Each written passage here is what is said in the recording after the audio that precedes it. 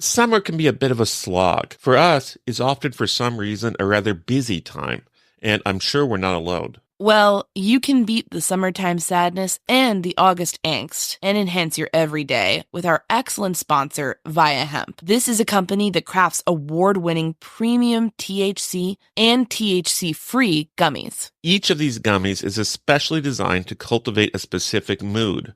Whether you're looking to get relaxed, get quality sleep, get creative, or just to get focused. If you're 21 or older, you can experience it for yourself and get 15% off your first order with our exclusive code IMSHEET at viahemp.com. That's VIIAHEMP.com. I personally enjoyed their grapefruit flow state gummies. This CBG and CBD powerhouse really helped me tap into my productivity. Like, we have had an extremely busy summer, and I feel flow state got me over the finish line a few times when I was editing multiple episodes a day, digging through documents, and knocking out a bunch of interviews. Via Hemp does not require a medical card, and it ships legally to all 50 states. It's also affordable, and even more so for Murder Sheet listeners who get a special deal. If you're 21 and older, head to viahemp.com and use code MSHEET to receive 15% off. That's VIIAHEMP.com and use code MSHEET at checkout. After you purchase, they ask you where you heard about them. Please support our show and tell them we sent you. Enhance your everyday with Via. This season, Instacart has your back to school. As in, they've got your back to school lunch favorites, like snack packs and fresh fruit. And they've got your back to school supplies, like backpacks, binders, and pencils. And they've got your back when your kid casually tells you they have a huge school project due tomorrow. Let's face it, we were all that kid. So first call your parents to say I'm sorry, and then download the Instacart app to get delivery in as fast as 30 minutes all school year long. Get a $0 delivery fee for your first 3 orders while supplies last. Minimum $10 per order. Additional terms apply. Achieving a gorgeous grin from home isn't a total mystery with Bite Clear aligners. Just don't be surprised if all of your sleuthing friends start asking, "What's your secret?" Begin by ordering your at-home impression kit today for only $14.95. Bite Clear aligners are doctor-directed and delivered to your door. Treatment costs thousands less than braces. Plus, they offer flexible financing, accept eligible insurance, and you can pay with your HSA FSA. Get 80% off your impression kit when you use code WONDERY at Byte.com. That's BYTE.com. Start your confidence journey today with Byte. Content warning. This episode contains discussion of murder, violence, colonialism, and imperialism. The massacre by the bay started with an attempted abduction. The kidnappers arrived by water. They had a plot in mind. They were to trick their would-be victim into coming along with them. Once they'd lured him out, they would hold him as a hostage. They wanted a specific ransom. The kidnappers went ashore and entered their would-be victim's residence. They asked him to come with them. The would-be victim complied. The kidnappers hustled him along, eager to abscond without raising any alarms. But they never made it. Some members of the victim's entourage became suspicious. They implored the would-be victim to not trust his kidnappers. Words were exchanged, then shouts. Weapons were drawn. The kidnappers didn't de-escalate. Soon they were surrounded. Soon, violence erupted. Soon, many people lay dead along the bay. That's not some recent abduction turned self-defense story.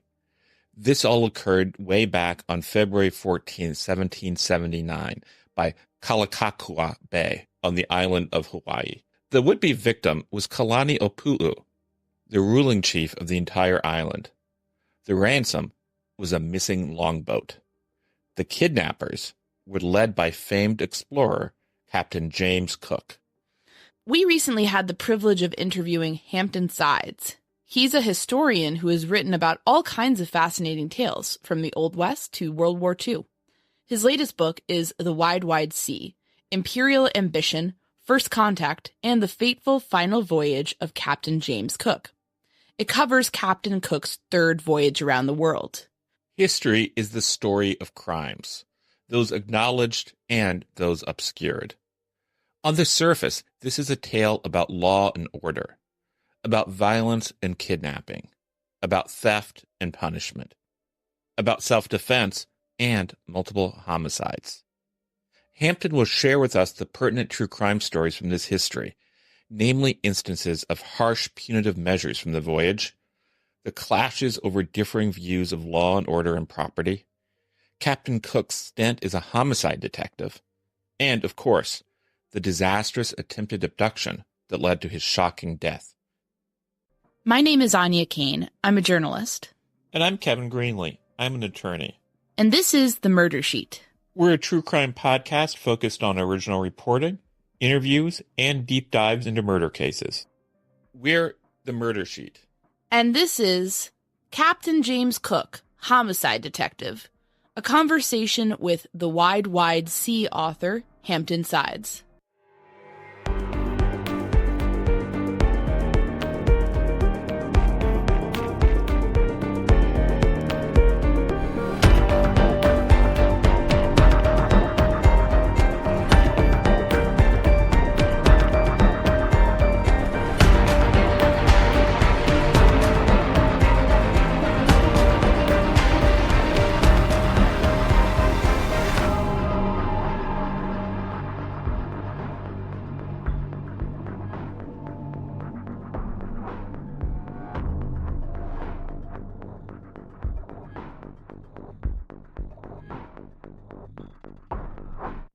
Can you tell us a bit about yourself, your background, sort of what got you into writing about history?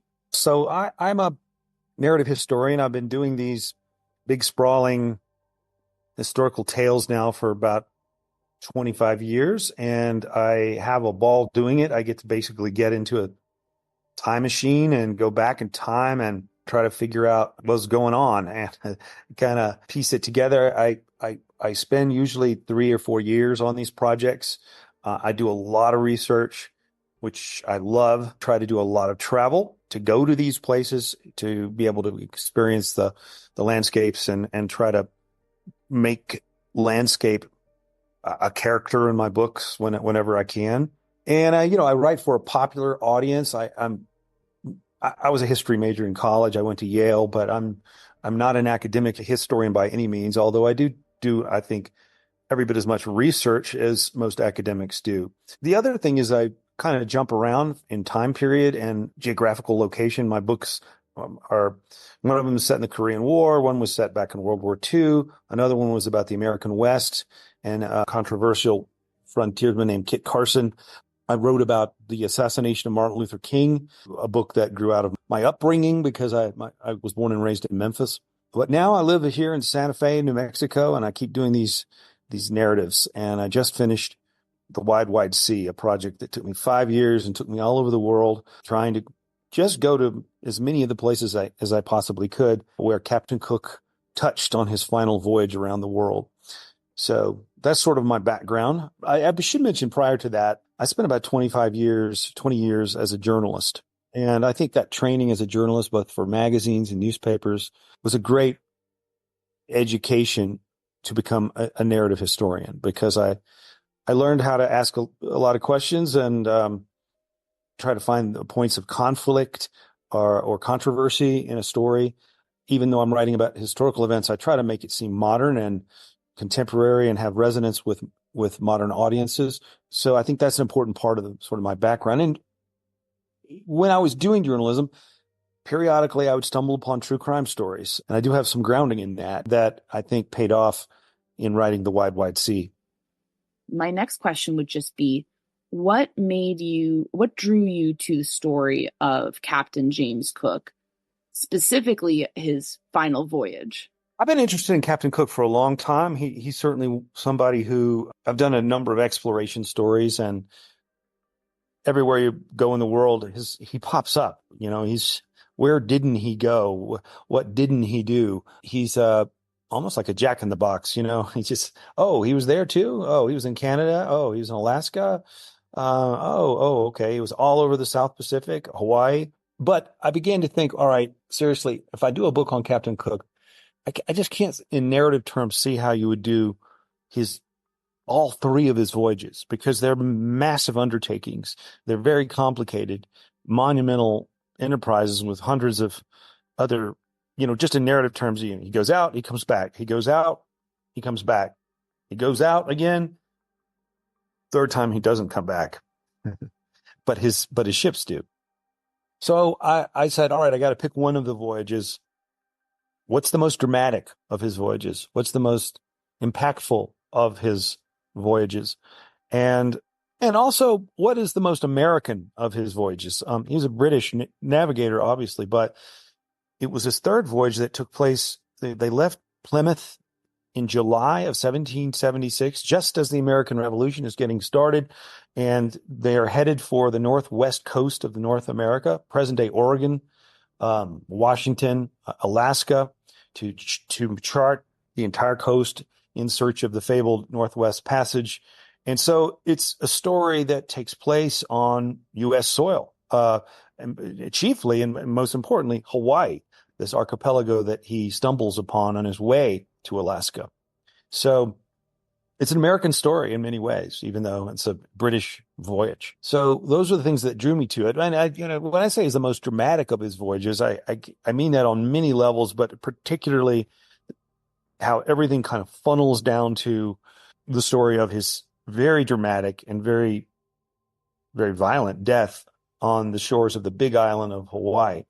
It's a murder tale, or it's a story of a violent death, and trying to kind of in forensic terms break that down and figure out where did it go wrong, what decisions did he make, or maybe he didn't make, that led to his own death. This otherwise most disciplined of explorers who had shown great judgment prior to this, everything unraveled for him, and to me that's a very interesting tale. I think it's the last 100 pages of the book or so is all about Hawaii and what went wrong. This episode is sponsored by AutoTrader. Credit scores, down payments, interest rates. Car buying can be a numbers game, but you don't have to be a math expert to get the keys to your dream car. Just use Kelley Blue Book My Wallet on AutoTrader. Crunch your numbers and get your personalized results so you know exactly how much you'll pay each month for your car. It's like having a magic wand for your wallet. Presto! The car you've been wanting is now within reach. So hit the road and leave your calculator at home. Find your next car on autotrader.com. Have you ever covered a carpet stain with a rug? Ignored a leaky faucet? Pretended your half-painted living room is supposed to look like that? Well, you're not alone. We've all got unfinished home projects. But there's an easier way. Thumbtack is the app that makes it easier to care for your home. Pull out your phone and in just a few taps, search, chat, and book highly rated pros right in your neighborhood. Download Thumbtack and start caring for your home the easier way. What makes a life a good one? Is it the adventure you have? Or the friends you find along the way? Maybe it's pursuing your passion while striving to protect, defend, and save what you believe in every single day. So what makes a life a good one? In the Coast Guard, we think it's all of the above and more. But you'll have to find out for yourself. Visit gocoastguard.com to learn more. And the whole book is wonderful. It's all, frankly, just absolutely fascinating. I think most people have probably heard the name Captain Cook, but they may not be fully aware of who this guy was, what he was like, and what he did. Can you just give us a little bit of a primer on Captain Cook? Yeah. I mean, I think everyone in the United Kingdom probably knows, or at least a rudimentary set of facts about Captain Cook. Also true in Australia and New Zealand, where he's kind of viewed as a complicated, but nonetheless a kind of founding father. Here in America, honestly, half the time people have thought, oh, you're writing about Captain Hook, the pirate dude with the parrot, and the eye patch and the peg leg. And, I love the piracy stories. They're so great. I have to explain, no, it's Captain Cook. He was one of the greatest explorers of all time. Whatever you may think of him as a man, he He went everywhere. It is the sheer number of nautical miles that he traveled, the quality of his observations and reports that he brought back and that were published in these enormous volumes, the incredible and beautiful artwork that came out of his expeditions, the scientists who were on board who described animals, and plants that had never been seen before by Europeans. These were enormous undertakings that had a scientific quality to them. For the most part, their encounters with native peoples were peaceful and fascinating. I mean, we're talking about first contact with island after island after island. His voyages were a direct influence on the creation of the character Captain James Kirk of the USS Enterprise. Supposedly, the show was based in part on Captain James Cook. He was a Yorkshireman who had worked his way up through the Merchant Marine and then through the Royal Navy by virtue of just a ferocious work ethic and a certain genius at geography, cartography, and astronomy. He was a brilliant navigator. I'd say his greatest skill was map making, and the precision of his maps is almost chilling. Like, how did this dude make these incredibly accurate maps with the kind of tools they had back then? He did an entire circumnavigation of New Zealand's both North and South Island and created this map that if you superimpose a satellite image of New Zealand up over his map, it's just identical. And how did he do it? I don't know. It's truly a genius that he had. His first two voyages were amazing undertakings, and he by that point had become a huge celebrity back in London. Met King George. He was well on his way to becoming an admiral. He joined the Royal Society, which was the preeminent scientific kind of fraternity of that day. This was who he was at the start of his third voyage, a guy in the prime of life. He could have just stayed home with his wife and children and written books and been on the lecture circuit and been a star. But he, as is true with many of these navigators, they get restless when they're on land. He had to get back out there, and he found out about this voyage, and he wanted to lead it. And they always say the third time's the charm, but in this situation, the third time was tragic, a tragic end for him. And I guess another theme in the book is just sort of trying to understand the hubris behind this. Like, why wasn't 2 voyages around the world good enough? Why did he have to venture out one last time? One thing that's really you write eloquently about in the book is sort of how Captain Cook's legacy more recently has become more complicated or contentious. And it's kind of fascinating reading the book because I think there were things that surprised me about how maybe in some ways some of his interactions with the indigenous people that he met were more progressive than you would think, kind of when you kind of consider the role of imperialism in all this. But at the same time, then also this third voyage further complicates that because he seemed to be acting out of character at certain times. So I guess like for you at this time, can you speak to maybe some of the more contentious aspects of his legacy and how that sort of is being currently unpacked as we have a greater understanding of imperialism and colonialism? Yeah, of course. Well, yeah, I think, within the context of his times, he really was quite sympathetic and a kind of objective observer of these indigenous cultures that he encountered. Remarkably so, actually. I mean, most of these captains back then, these explorers, all they wanted to do is exploit the resources, often at gunpoint, and get the hell out of there. They had no curiosity for the actual inhabitants.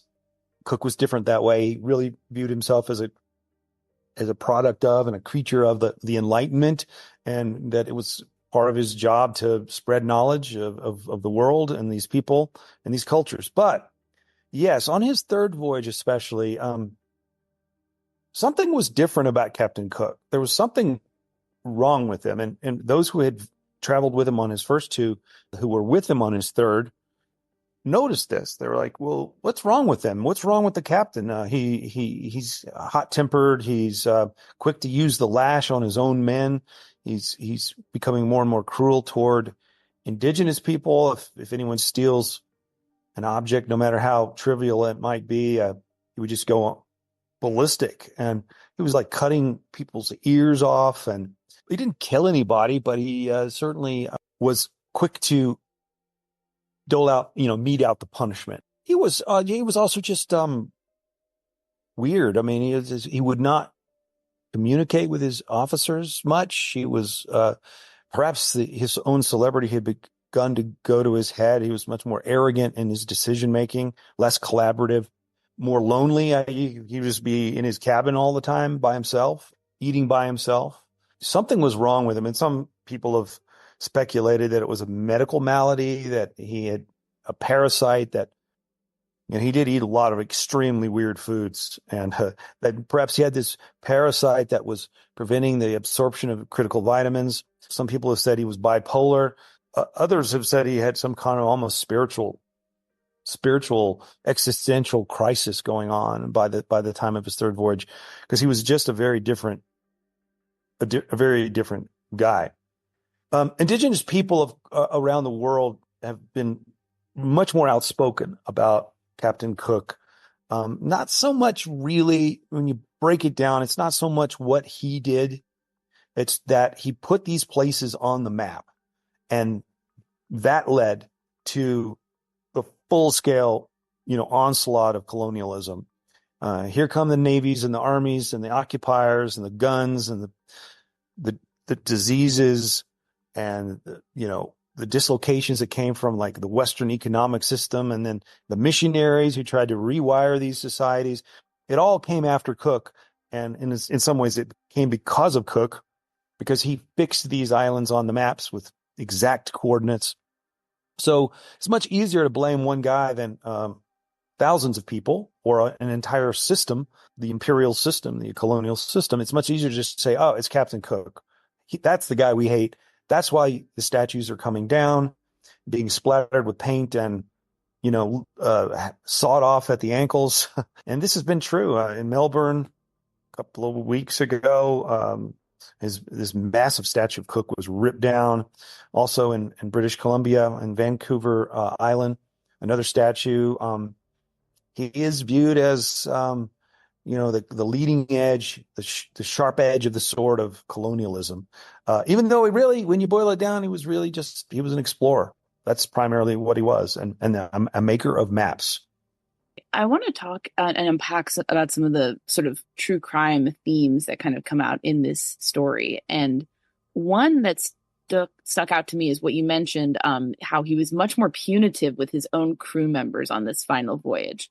And I was wondering if you could speak to that, and also the role of captain, and specifically Captain Cook in this voyage, as sort of like a judge and a leader, and sort of someone who's supposed to enforce discipline and law and order on his ship, on his voyage. And I guess, can you sort of speak to that, and then what people were seeing on this specific voyage? Yes. As soon as the ship left the shores of Plymouth, the captain was, master and commander. He had the authority to do just about anything to his own men. That included floggings, and the use of the lash, or the bread and water treatment, or putting people down in the furthest, deepest holds of the ship and imprison them. He could send, if he stopped at a port where there were other ships that could take him back to England, he could drop off men, just kick them off the ship, which he did actually in South Africa at one point. Back to England. We don't want you even on board this ship anymore. He had absolute authority to do practically whatever he wanted. And he lived in an age, the Georgian Navy. I mean, a lot of these captains were unbelievably harsh and unbelievably cruel. And that was also true of the French Navy and probably all the other navies of the world. Captain Cook had a reputation for at least his first two voyages being very different.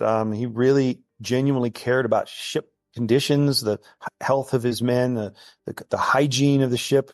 And he was kind of scientific about how he tried to deal with the cockroach problems and the rat problems and the diet, and making sure that his men didn't get scurvy, which was the very common disease of these long distance voyages.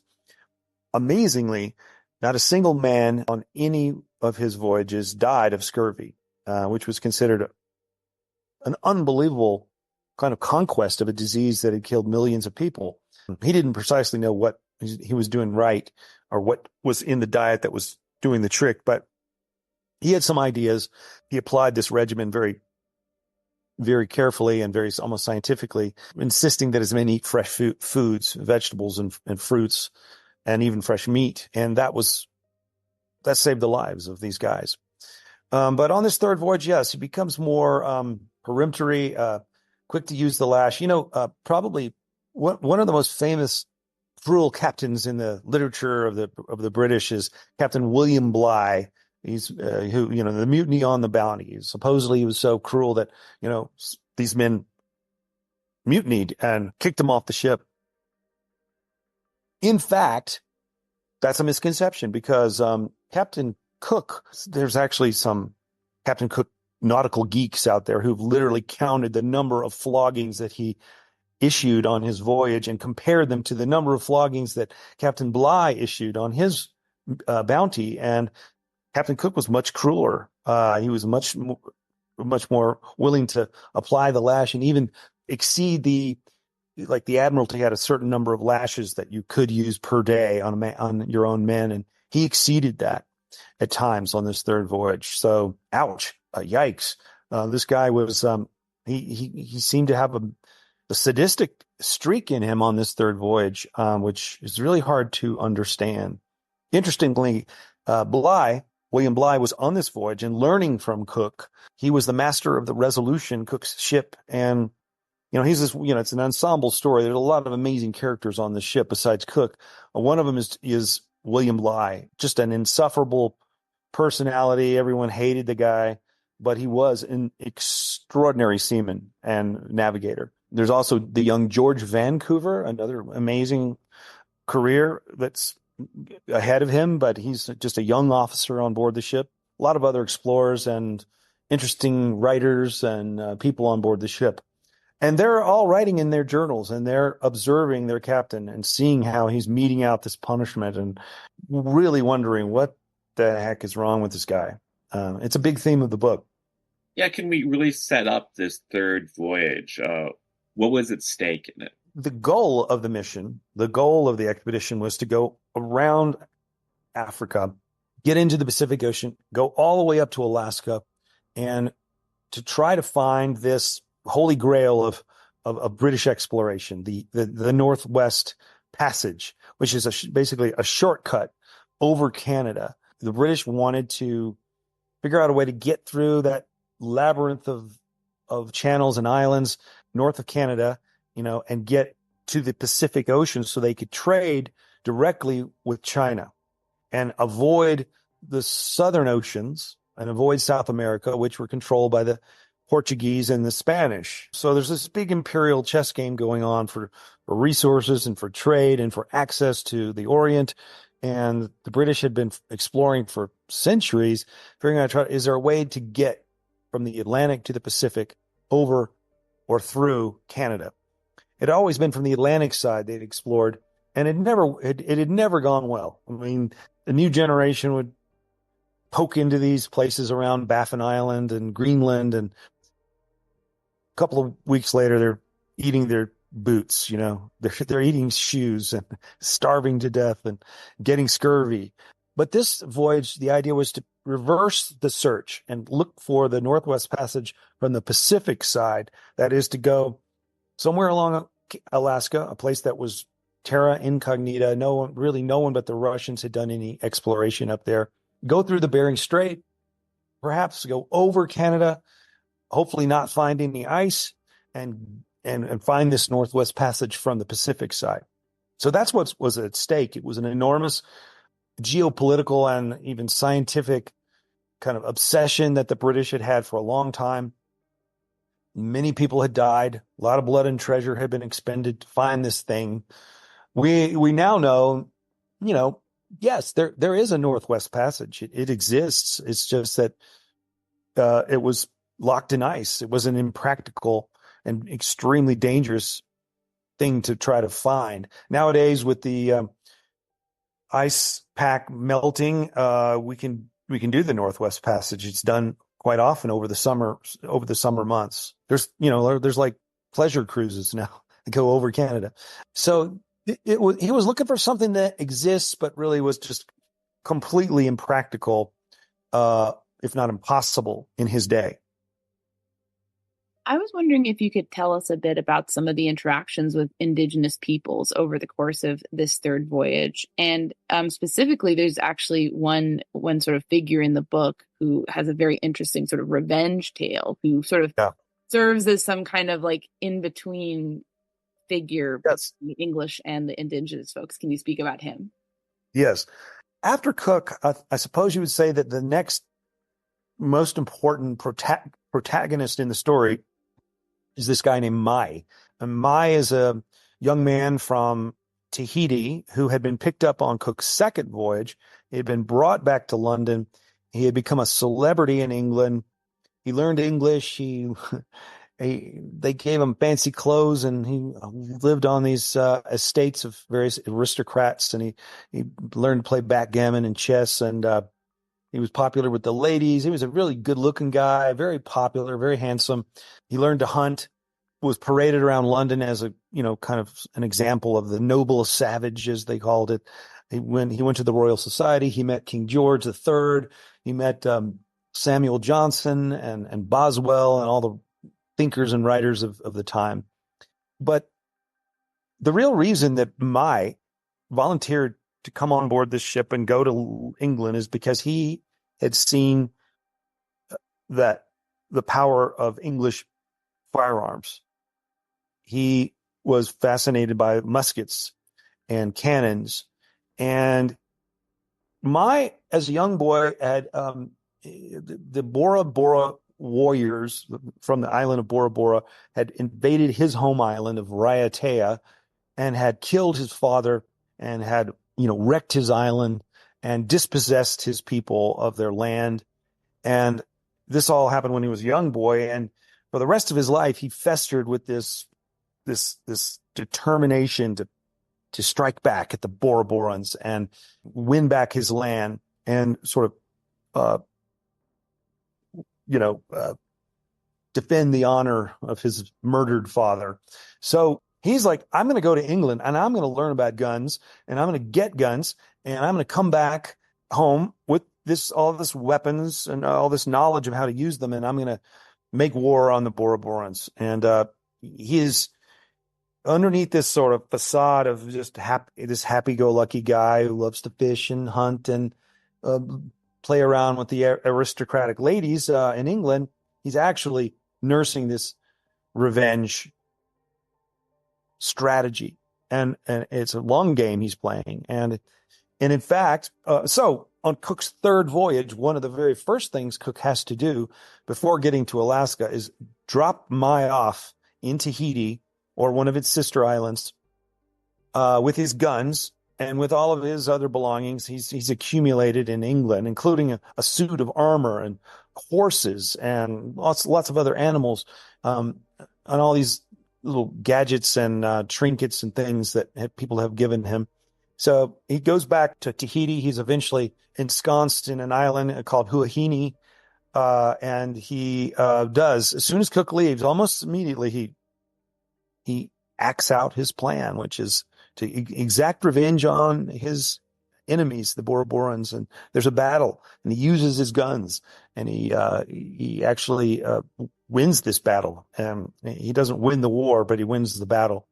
Unfortunately, it's a sad tale after that. He eventually contracts some kind of European pathogen. There's a Spanish ship that arrives and with some kind of flu, kills a lot of people on the island. And he only lives a few years after all this. But Mai is a very important figure in the book because not only is he a significant Polynesian character, but he goes to England and sort of sees England from the Polynesian point of view. I kind of use him like he's a GoPro camera or something. And it was like, oh, there's King George. Oh, he's in Parliament now. And they're talking about the American Revolution.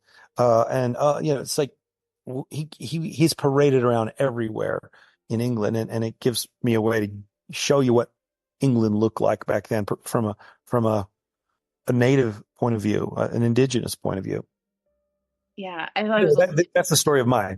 Yeah, it's fascinating. I thought it was interesting that he kind of ended up sort of teaming up with Cook on some of the more controversial escapades in this, in terms of, like doling out punishment to other indigenous groups. It's just a fascinating story. Yes, I forgot to mention, along the way, because he was, obviously fluent in Tahitian, he could speak with people from other Polynesian islands. The language is very similar from island to island. And so Captain Cook used him as a translator and as a kind of an ambassador to get what he wanted, or to negotiate, or to trade. So he's a very important figure aboard the ship in that sense. He's also, interestingly enough, he's still a celebrity to this day. A couple of months ago, it was reported in the New York Times and other newspapers that this painting that was painted of a famous portrait by Joshua Reynolds, who was the most famous painter in England at that time, had done a portrait of Mai.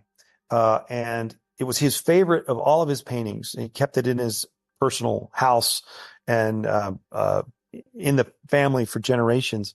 But it was recently purchased by the Getty Museum in Los Angeles for $62 million. And it is going to Los Angeles, Portrait of Mai. It's like an 8-foot tall, massive painting of this beautiful Polynesian man. So he's still famous today. Go check him out at the Getty sometime. Pretty cool. Earlier, you mentioned that Cook kind of served as a homicide detective at one point, and I think our listeners would be very upset if I didn't ask you to elaborate on that. Yeah, this is takes a little while to set this up, but on Cook's second voyage, there were two ships, and they became separated from each other. And Cook's consort ship was called the Adventure, and it was captained by a guy named Tobias Furneaux. And they went to New Zealand to a kind of agreed upon rendezvous point, hoping they would reconnect with Cook, but they never did. They never saw Cook again on this voyage. But when they went to this rendezvous point, it's a place called Queen Charlotte Sound on the South Island of New Zealand, and a place that he called Ship Cove. They were there for some number of weeks. And everything went pretty well until near the end, when he sent some men out to go cut some grass for his animals, the few animals that were on board the ship. This detail went to cut the grass, but they never returned to the ship. And Captain Furneaux said, all right, well, I'm going to send out another detail to go find them. And this other detail stumbled upon a absolutely grotesque and gruesome scene. 10 of their countrymen had been clearly in some kind of battle and had been killed and had been butchered, dismembered, and were in the process of being cooked and eaten by the Maori warriors not very far from the ship location. And they saw definitive proof of the cannibalism. I mean, they saw hands that had tattoos on them that they recognized as their countrymen. Body parts were boiling in these great vats. I mean, it was just, throughout the literature of British exploration, there's all sorts of tales of cannibalism or rumors of cannibalism or exaggerated tall tales that turned out not to be true. But in this case, it was true. And yes, the Maori had a long tradition in battle of consuming the flesh of their enemies to imbibe the spirit of the warriors they had killed. It's a fact. It happened. Okay, so flash forward, 4 years later, Captain Cook returns to the scene of this crime in New Zealand, and all of the local people believe, oh, he's come back to retaliate. He's come back to exact revenge on the people. But you know what? He really hasn't. He's come back to try to play the role of a detective, essentially, to find out for himself what happened as best he could. He goes about it in a real dispassionate way. He's sort of like Columbo, it's like he puts on the trench coat and, he asks a lot of dispassionate questions like, did you eat my countrymen? Which parts did you eat? He didn't ask, did it taste good? But anyway, he, is able rather systematically to figure out what happened. And to a lot of people's surprise, he decides, you know what? It was my own men's fault. They started the conflagration. The confrontation was really their fault. They were quick to use their weapons. These warriors had every right to attack them out of self-defense, and then they killed them. And by the way, the Maori were famous for just being extremely ferocious warriors and very adept in warfare. And so these 10 men were killed. And Cook was also very dispassionate about the cannibalism part of it. He's like, we all know that's what they do. This is part of their culture in war. What difference does it make what happened to them after they were dead?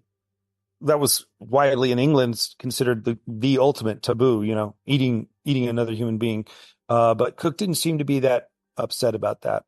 And he even meets the guy who is the ringleader of the whole attack, and a guy named Kahura, a local chief. And he lets him off the hook, basically says, they even got the expedition artist to come over and paint his painting, do a portrait. That's his curious reaction to the whole thing. He's like, I'm not going to do anything to retaliate. It was 4 years ago anyway. It was my own men's fault. Well, his men on this third voyage are outraged by this tolerance and leniency that he's showing. They can't believe it. It's like, why don't you kill this guy? Why don't you kill these people? At least kill 10 people, because an eye for an eye. And foremost among those people wanting Cook to kill some of the Maori was the Polynesian translator. He's like, in our culture, there would be a retaliation, and it needs to happen. You need to do this. And Cook just simply wouldn't raise a finger to hurt any of the Maori. The Maori themselves were outraged, almost. I'm not outraged, but just deeply puzzled. Like, why isn't he retaliating? Like, in their culture, there was a expectation of retaliation, kind of to make the world right. You had to kind of, there was, one act required a counteract of equal, ferocity or weight. And so it was just a weird kind of cultural thing that he came up against. But it was really the last time on the voyage that Captain Cook showed that kind of leniency. Elsewhere, farther, deeper into the voyage, he's quick to retaliate, and he's not afraid to use violence to make his points. So, but that's the story of Ship Cove, Queen Charlotte Sound, New Zealand. I went to that place. It's kind of an eerie place. You can go to the exact spot where the attack happened and where the cannibalism happened. It's beautiful, but just a strange kind of eerie place, knowing all that went down there 250 years ago. One of the central, I think, mysteries in your book is sort of Cook himself, because he so many contradictions where he's very harsh on his men at times, but really more understanding and more dispassionate, as you said, about the incident with the Maori. And I'm wondering, and then of course I'd love to talk about the incident with the goats, where he kind of completely goes in an opposite direction. Right. And I guess, can you tell us about what happened with the goats and his reaction to that? And in addition to that, I'd love to know your opinions about why he was acting so strange and why his behavior was seemingly so all over the place on this final voyage. Yeah. Okay. So they finally get to Tahiti and are trying to figure out where precisely in that archipelago to leave Mai with his belongings. And they go to this island called Moorea, which is a sister island of Tahiti. Beautiful place. Actually, my favorite of all the islands in this Society Islands. And a couple of days after he arrives there, a goat is stolen by some of the locals. Not only a goat, but a pregnant goat. They'd never seen goats before. I mean, there's something about goats. I don't know. They're cool. They're cute and weird looking and fuzzy and soft and, I don't know, lovable. But they'd never seen one before, and it was irresistible, I guess. And somebody stole this goat, and Cook's reaction is just like, he just goes ballistic. He goes postal, and he starts burning all the huts of all the villagers. He starts destroying all their canoes, which is the most important possession a Polynesian has. He threatens to kill people. He doesn't actually kill anyone, but he threatens to torture people. And Mai is right there at his side saying, yes, you should kill this man, or you use your muskets. And it's a little shocking the extent to which Mai is wanting to, these are his countrymen, his own people, really. And yet he's saying, kill them. It's like a scorched earth policy, they just go across the island burning things and burning huts, and until you give up the goat, we're just going to keep doing this. And for like 2 days they do. Finally the goat is returned. It's not harmed, but his men, his young officers especially, are writing in their journals like, what is going on? We have made enemies forever on this island. There's no way Mai could ever live on this island. Cook's reaction was just so far out of proportion to the crime. And, it was just a goat. Okay. He had other goats. So anyway, it's a weird thing. And, why did he go on that rampage? Even in his journal, he says some things that indicate he realizes he went over the edge. He went too far. And, did he do it out of kind of pride, or, just like, once you start down that path, you can't back up. I don't know. And so it gets to that larger question that you're asking, which is really, what is wrong with him? Is it a medical problem? Is it some kind of mental disorder? I don't know. I do think that part of what happened on Moorea was that Cook was seeing, and Mai too was seeing, what Mai's future looked like. Mai had come back to these islands with all these possessions. He was rich in stuff, but he was actually kind of a lowly commoner in a very highly stratified society. And it was an open question whether all this wealth meant anything in terms of his status. And what they realized is that wherever they put Mai, they were going to start stealing his stuff, whether it's goats or horses or armor or muskets or any of his belongings. That they were not going to tolerate this commoner having all these possessions. And so perhaps Cook thought, I have to make a special kind of draconian point here. It's like, you steal this guy's stuff and you got the vengeance of Great Britain coming down on you.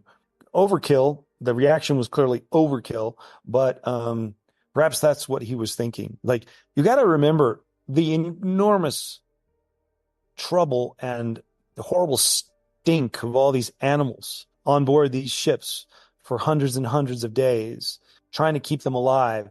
I'm talking about horses and goats, but also like they had hens and peacocks, and they even had a monkey on board. It was like a Noah's Ark full of animals. And Cook had been trying to be an explorer, but also being like Noah, Noah's Ark, keeping these animals alive. And when you consider the enormous distances that these animals had traveled to get to Moorea and then have someone steal his goat, I think it was kind of like the final straw. Like, you have no idea what a hassle it was to have these animals on board. None of this is an excuse. There's no really excuse for it. These are just partial explanations for what may have been going through his mind there at that place. One thing I was really struck by is I was a history major too. One of my real interests in college was Jamestown. And some of the incidents sort of struck me as similar, because in Jamestown, you also had a lot of incidents around the English accusing the local Powhatan of stealing items and not seeming to realize, first of all, that the indigenous people had a different sense of property as more communal. And in addition to that, like, the fact that, like, well, they're kind of keeping you alive by giving you corn this whole time and letting you stay on this land and like all these other things that, kind of would be like, this is probably rent for them to some extent. And so I was wondering if you could speak of that and sort of the different cultural clashes around property and sort of law and order that they saw here, because I want to set up for the sort of final confrontation. Most of these islanders had very different ideas about property. The chiefs and the kings and the priests in this very stratified society, they had possessions and they had an ability to sort of defend those possessions or protect them because they wielded so much political power. But everyone else, basically, property was communal. There were no doors on their sleeping quarters. There were, let alone locks on those doors. They used natural substances to, as their implements. Whether bones or plants. I mean, they drank out of gourds, and they just didn't have this notion of like things like private possessions that you accumulate in your home. That concept just wasn't there. So here come the British, and they have all these possessions, and the most interesting of all the possessions to the islanders was metal, anything with metal, because metal was a substance they did not have. In some cases, perhaps a piece of driftwood would wash up on shore, and there would be a nail in it. And they had seen flecks and specks of metal, but they didn't, nothing like what was aboard these ships, and they wanted that stuff, man. They wanted it, so they were stealing implements, quadrants and sextants and hammers and awls and anything that was made out of metal. They were even stealing, like prizing loose the nails that were tacked onto the ship to hold the sheathing, the copper sheathing. So much so that Captain Cook began to worry that the ship was going to fall apart from all the nails being pried loose. But they also kind of felt like, well, this is a natural substance. You've got a lot of it. We don't have any of it. You're being stingy. Why not share this stuff? I think that was kind of going through their heads. You seem to have a lot of this metal stuff. We want some. Not only that, but meanwhile, the British were taking enormous amounts of timber, water, hogs, and all kinds of food. You could say they were stealing it. So perhaps it's a fair payment. You give me nails and we'll give you hogs and other things to eat. So, but that's going on from island to island to island. Some islands are more generous than others. In some places, there's a lot more of these thefts going on. I mean, I even have to be careful when I call it a theft. In some cases, I say they're just, things go missing. And, I'm not really sure. I mean, they didn't know when a quadrant was missing. They didn't obviously know quite what to do with a quadrant. It was some kind of an important implement, but they didn't know, they hadn't been trained in how to use it for astronomical purposes. But it's a constant theme. And I think it's another factor in Cook's temper as he moves from island to island. He's so fed up with it. He's like, he's fed up also with his Marines who, seem to be falling asleep when these things are stolen. He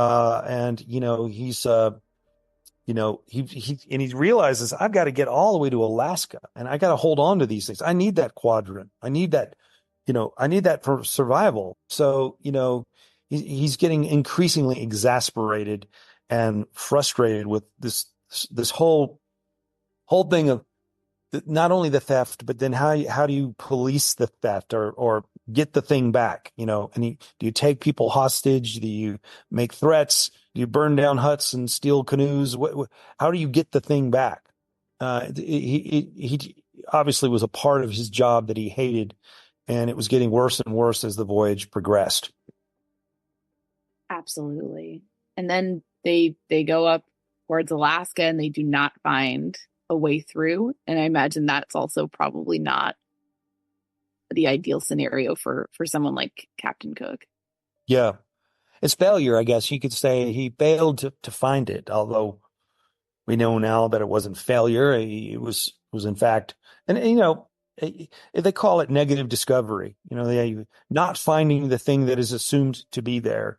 It's an important part of discovery. It's like, no, it's not there. It was an impenetrable wall of ice that he encountered. He was nearly crushed by the ice. He barely got out of there alive.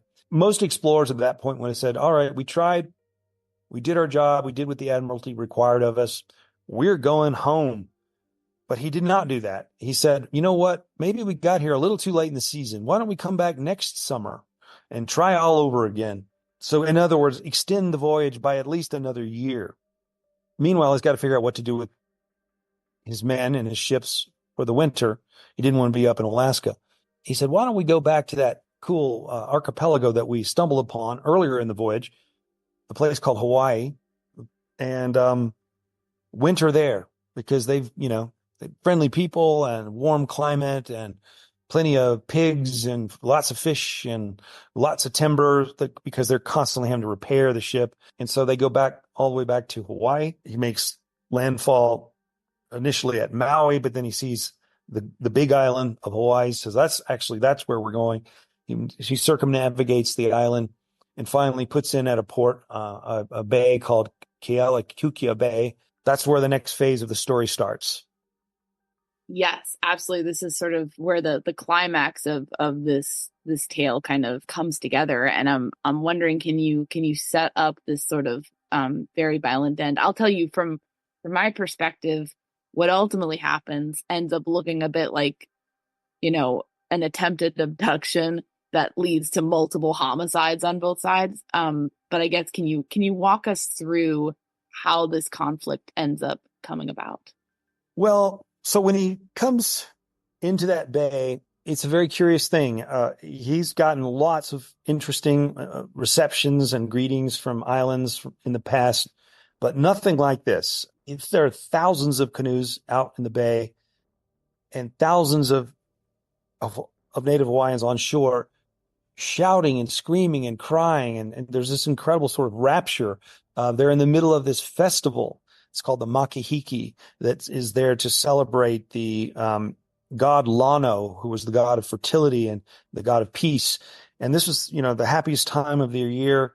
And when he comes ashore, to his surprise and his confusion, I guess, they're bowing down to him. They are prostrating themselves and making a pathway for him to proceed up to the temple. They are calling out the name Lano, Lano, Lano. They're calling him Lano. They, of course, at this point didn't know who Lano was.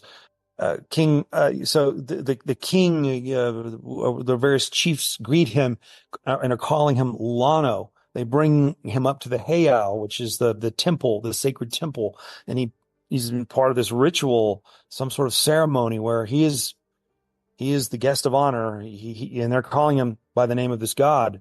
So, a lot of anthropologists over the years have debated this point of did the Hawaiians really think he was Lano, or did they weren't sure who he was and they figured we better treat him really, really well because they got guns and they've got metal and these ships are like nothing we have seen before. And these people look so different.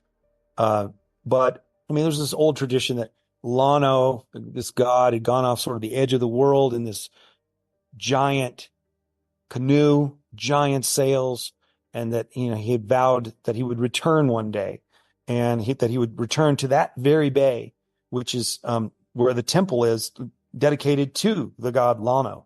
So it was, at the very least, an incredible set of circumstances and coincidences that Cook arrived when he did and how he did, and certainly something weird was going on. And they treated him like a god. They treated his men unbelievably well. They rolled out the red carpet.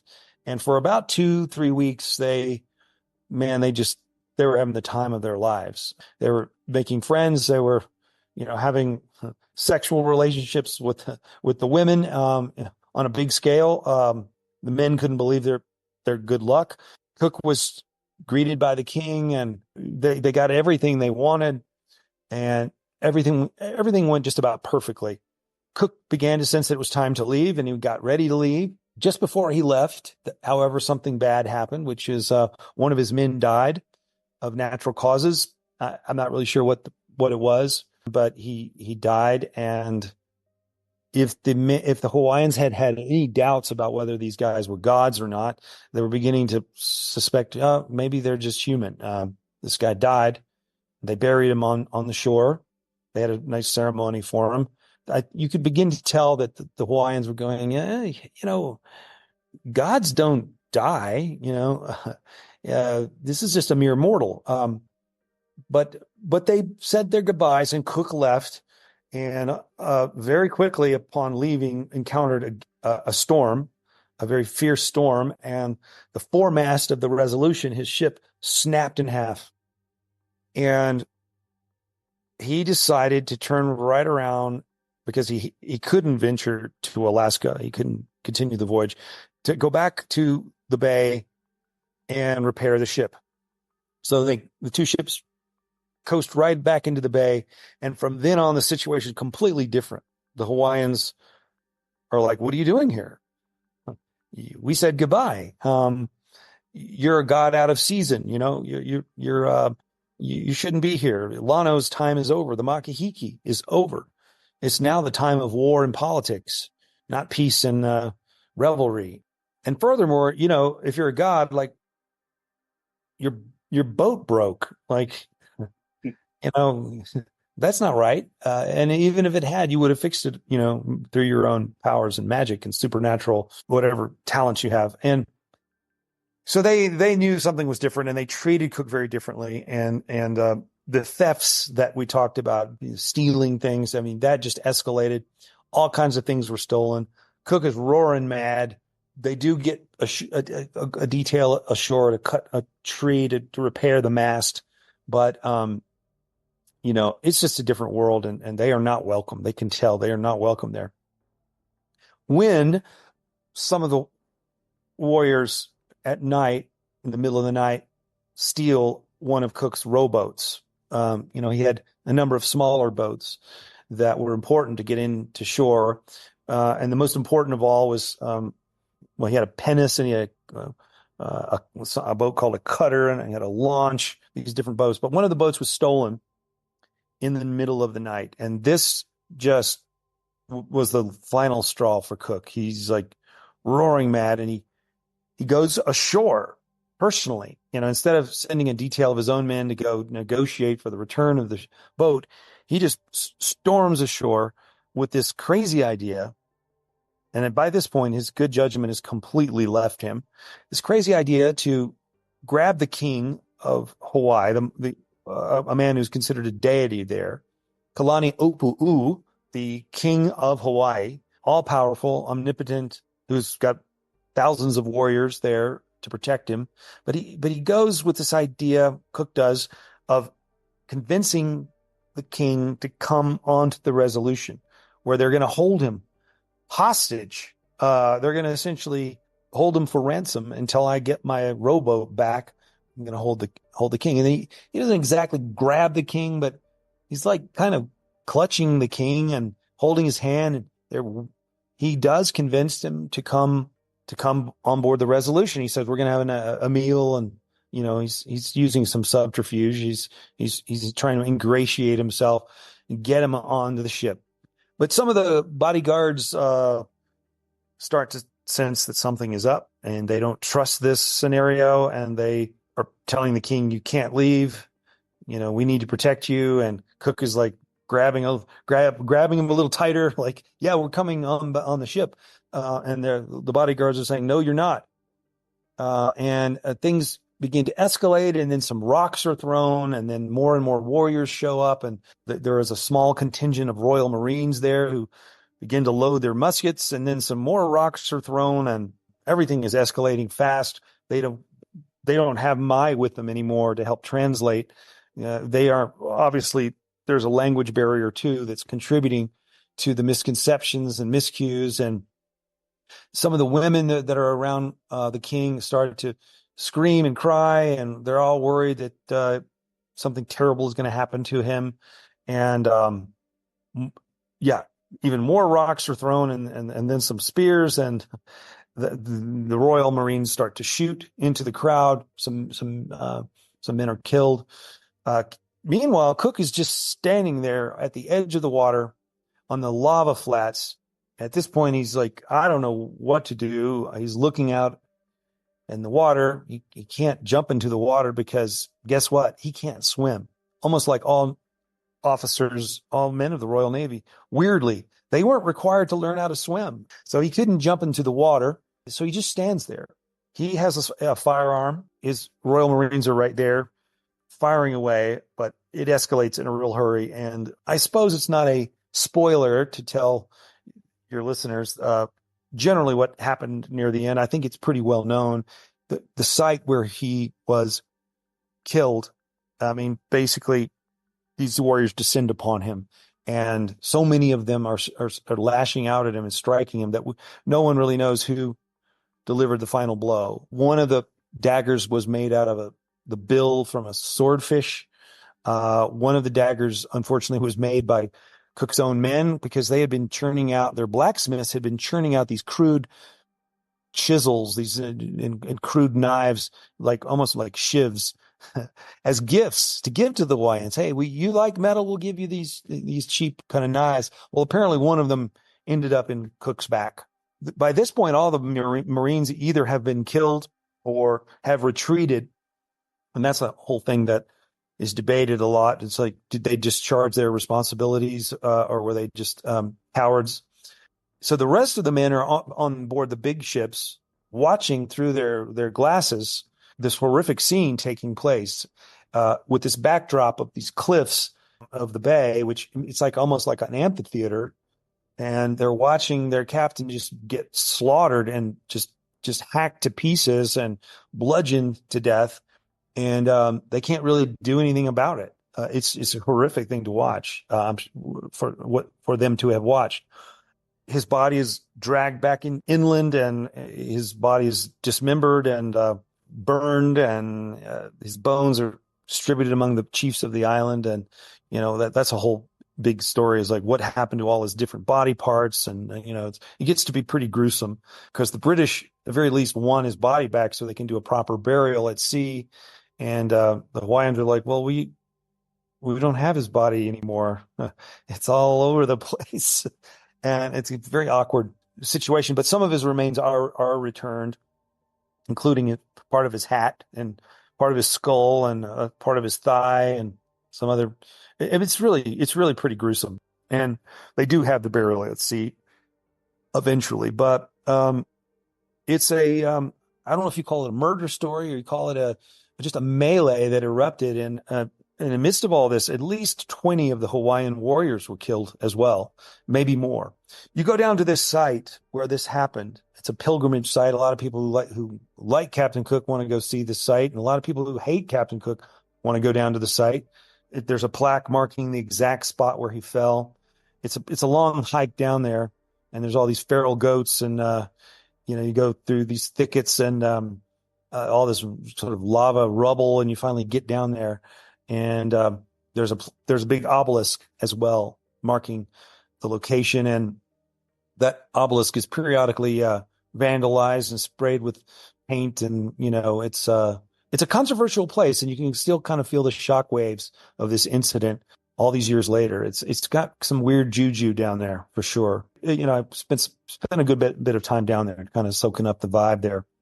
I was curious, just before we kind of wrap up our interview, for you as an author and as a researcher, did you have a eureka moment when you were digging into all the papers, all the documents, all the visits to the various places that Cook went? Like, was there any moment in time that sort of sticks out to you as a moment that something really came together? I've read every word of everything, Captain Cook wrote during this voyage. And he's a pretty good writer for someone who's self-educated and not a literary person. But by and large, his writing is it's stodgy, and it's kind of the kind of stuff that he'll note, like the viscosity of the mud, in the bay, or the barometric pressure, or the temperature, or there's a lot of that kind of detail, the kind of detail you would expect, and minutia you would expect from a captain who's also a map maker. The eureka moment for me would be digging into the journals of lesser known people on board these ships, people who are freer, I think, to write what they really felt and saw and knew to be true. And many of these were diaries that were written without the approval of the Admiralty. So there's one writer named David Samwell, who was a Welshman, who wrote beautifully and just had just amazing, colorful, detailed descriptions of everything going on, including the incident of Cook's death. But he has this beautiful thing where he describes this thing that he's not even sure what to call it. It's the very first description of surfing. He goes on and on about it. You're not going to believe what they do. They get on these boards and they stand up and they, tangle with waves that we British sailors would never even think about because they don't know how to swim. And he has descriptions of episode of human sacrifice and that they witness in Tahiti, and just like, so Samwell is one of the things. I just can't believe how colorful and wonderful. He was a surgeon, but he was also a poet. And so there's Samwell, there's another journal by a guy named John Ledyard, there's another one by a guy named Rickman, and you begin to add up all these secondary sources. And that for me is kind of, it's not a eureka moment, but it is the way to get for me to get at the truth and get at the real kind of like, what was it like to be alive on these ships, and what were the conditions like, and the smells and the food they were eating, and just you feel like it enabled me to put you there, to really make it come alive. When you add that to Cook's journals, you get a real three-dimensional account. And I had a ball doing that stuff. I mean, just reading this stuff and, trying to get into the way they wrote back then and the way they thought and the way they talked. It was a real joy to try to recreate the Voyage and have all these other voices to work with. Yeah, I think you said earlier it's an ensemble story, but it's also a very vivid one in your retelling of you do feel like like some of the gruesome stuff, but also some of the beautiful things. You really kind of can almost see it in your mind's eye when reading this. Yeah, and then so I thought that was definitely accomplished. I mean, it's sort of a poignant story, but it's also one about hubris. Like, it's like, I mean, it's obviously awful what ended up happening with Captain Cook, but it's also really hard to reconcile the person who was able to so elegantly handle a volatile situation in New Zealand with the man who escalated stuff so much over a rowboat that ended up getting himself and several others killed. And it's like, how do you kind of reckon that? Yeah. I mean, it may say something about just how tough these voyages were, and, to go through 3 of them, it wears on the mind, it wears on the psyche. And, he wasn't his best self by that point. He was tired. He may have been sick. He may have had parasites. He just wasn't the same captain. And there's two what should be great sources that might have given us insights into some of this stuff that unfortunately are not available to us. His journal stops on the day he came ashore in Hawaii. He wrote every single day, voluminous stuff. And why did it stop on the day he came ashore? That's it. We don't ever hear from the captain again. And it's led to conspiracy theories that perhaps the Admiralties found something compromising in there and kind of censored, ripped those pages out, or who knows, they were lost. But it's like one of the things historians have really regretted is that, like this most fraught moment in his life, his final days, we don't know what he was thinking or doing or feeling, or except through accounts from other officers. The other thing is, this is more speaks to just his general psyche and, motives and kind of what was going on in his interior life. His wife lived into her 90s. Elizabeth was her name. And near the end of her life, for reasons that we do not understand, she burned all of her papers, including all of the letters that he ever wrote her throughout his life. Letters that he wrote from sea, letters that, he wrote on various voyages. So that, I mean, what a great source of insight that might have been. And why did she do that? It's just another source of frustration for historians, because, this buttoned up captain who didn't really tell us much about himself, that was our one opportunity. And she didn't just destroy them. She burned them. I mean, I don't know. It's very weird. It's like she was flipping the bird to future historians. Like, you will never know what the real captain was like. So there you go. A very strange thing. Yeah, two sort of remaining mysteries. Maybe she wanted people to remember him as as he was portrayed popularly rather than, whatever sort of messy, real person he was in real life. Yeah. But she was doing PR for him. So this has been wonderful, Hampton. Thank you so much. I know we've gone over, so I wanted though give you an opportunity to, is there anything we didn't get into, we didn't ask about that you think it's important for our audience to understand about Captain Cook, his death, his final voyage, all of that, or just the story in general? No, I think we covered a lot of ground, and your questions were great, and I hope my answers were halfway. They were wonderful. They were excellent. Halfway articulate, and I hope it kind of fits into the theme of your show, and in a way that's, it's probably a little bit of a departure for you, but maybe that makes it more interesting. I don't know. Our audience gives us a lot of leeway to do random historical things. And I think this actually does fit in because it's about law and order, it's about death, it's about homicide, and it's about sort of some resounding mysteries throughout history. And we're so grateful. I'm so glad you said we covered a lot of ground, because that makes us kind of like the final voyage of Captain Cook. We want to sincerely thank Hampton Sides for coming on the show to talk with us. We appreciated his time and insights. Check out his book, The Wide, Wide Sea, Imperial Ambition, First Contact, and The Fateful Final Voyage of Captain James Cook. It's a great read. We'll include a link in our show notes. Thanks so much for listening to The Murder Sheet. If you have a tip concerning one of the cases we cover, please email us at murdersheet@gmail.com.